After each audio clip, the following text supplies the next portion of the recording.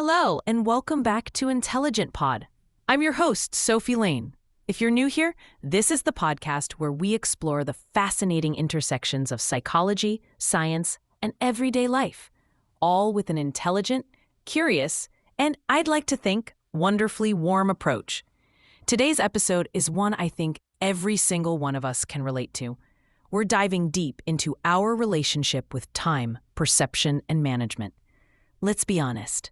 If I had $1 for every time I've said, "Where did the time go?" I'd probably have enough money to buy a very nice espresso machine and maybe even the free time to use it. Time seems to slip through our fingers, stretch in the most unexpected moments, and sometimes feels like it's racing against us. But how much of this is about the actual ticking of the clock? And how much is about our perception and management of time? Today, we're going to explore what shapes our relationship with time. Why do some days fly by while others drag on? How does culture, psychology, and even our biology play into how we experience and manage time? And most importantly, what can we actually do about it? Buckle up, because we're going to unravel the mysteries of time and hopefully come away with some practical ways to manage it a little better.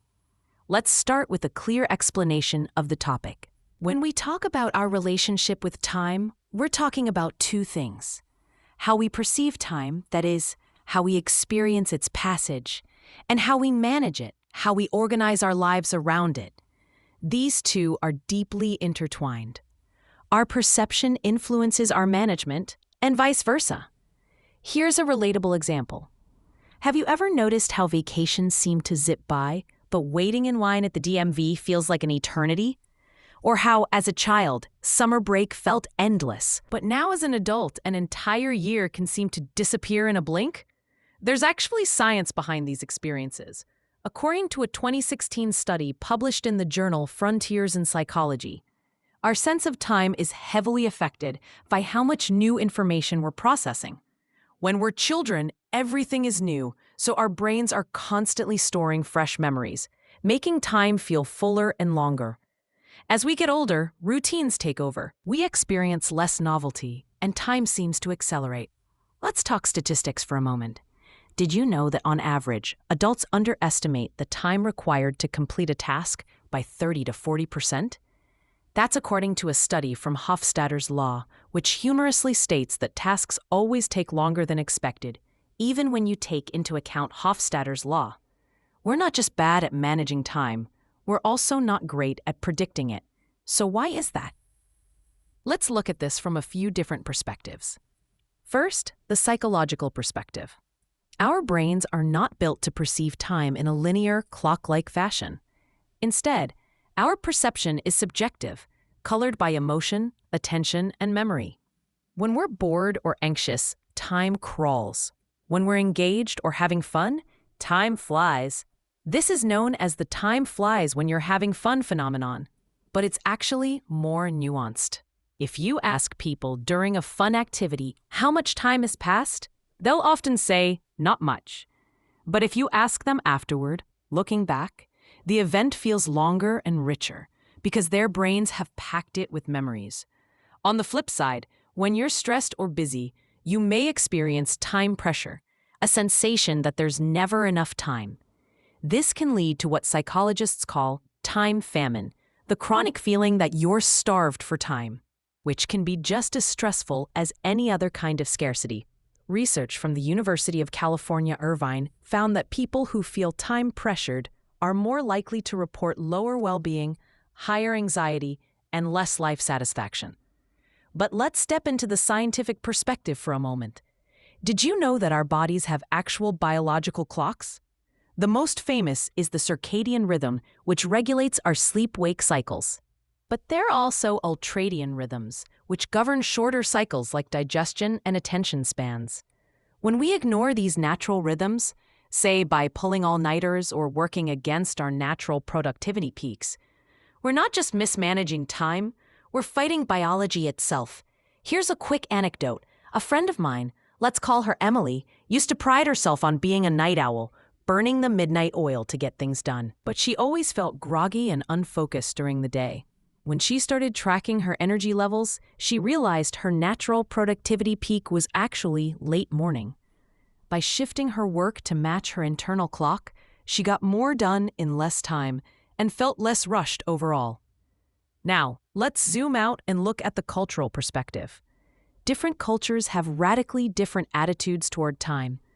In the United States and much of Western Europe, time is seen as a commodity, something to be spent, saved, wasted, or lost. Time is money, as they say. Punctuality is prized, schedules are tight, and being busy is almost a badge of honor. But in other cultures, time is much more flexible. In many Latin American, African, and Middle Eastern countries, relationships take precedence over strict schedules. There's a concept known as polychronic time, where multiple activities and conversations can happen at once. And being present with people is more important than sticking to the clock. Interestingly, research shows that people in these cultures often report lower levels of time-related stress and higher overall life satisfaction. Now, let's circle back to perception. Memory plays a huge role in how we experience time. When you're doing something new, traveling to a foreign country, learning a skill, meeting new people, your brain lays down lots of rich, detailed memories. When life is routine, the days blend together, and in hindsight, time seems to disappear. This is why, as adults, years can seem to go by in a flash, while extraordinary experiences seem to stretch time out. So, what can we actually do to better manage our time and improve our relationship with it? I want to offer you some actionable strategies that you can try starting today. First, embrace the power of novelty. Seek out new experiences, even small ones. Take a different route to work. Try a new recipe. Learn a new hobby. The more variety you bring into your life, the more vibrant your memories will be, and the more full your time will feel.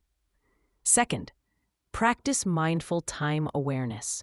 Set aside a few minutes each day to check in with yourself. How are you spending your time? Are you rushing from one task to the next? Or are you being present with what you're doing?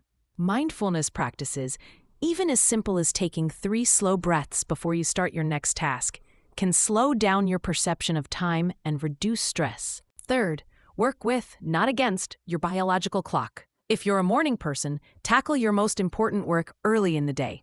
If you're a night owl, save creative tasks for the evening. Pay attention to your energy cycles and adjust your schedule accordingly. You'll be amazed at how much more productive and less rushed you'll feel. Fourth, reframe your language around time. Instead of saying, "I don't have time," try saying, "It's not a priority right now." This tiny shift can help you get honest about what truly matters to you and free you from the pressure of trying to do it all. Fifth, protect your time like you would any valuable resource. That means setting boundaries with your phone, with your work, and even with well-meaning friends and family. It's okay to say no, to carve out white space in your schedule, and to give yourself permission to rest. Finally, cultivate what researchers call temporal flexibility. Life will always have unexpected twists and turns. The more adaptable you can be with your time, the more you can go with the flow, the less likely you are to feel stressed or overwhelmed. Let's recap what we've learned today. Our relationship with time is complex, shaped by our brains, our bodies, our cultures, and our daily choices. We can't stop the clock, but we can change the way we experience and manage time. By seeking novelty, practicing mindfulness, honoring our natural rhythms, reframing our priorities, protecting our time, and staying flexible, we can cultivate a healthier, happier relationship with this most precious of resources. As we wrap up, I want to leave you with this thought. Time is the canvas on which we paint the story of our lives. We may not control its pace, but we can choose the colors, the brushstrokes, and most importantly, the moments we want to remember. So as you go about your week, I invite you to notice, really notice, how you're spending your time. What makes it feel rich, full, and meaningful? And what small shift could you make to bring a little more intention and maybe even a little more joy into each day? Thank you so much for joining me on Intelligent Pod today. If you found this episode helpful, I'd be so grateful if you'd leave a review on your favorite podcast platform. For detailed show notes, resources, and more, visit intelligentpod.com. And if you have thoughts, questions, or stories about your own relationship with time, I would absolutely love to hear from you. Just email me at sophie@intelligentpod.com. Until next time, I'm Sophie Lane, reminding you that while we can't add more hours to the day, we can always add more life to our hours. Take care, and I'll see you next week.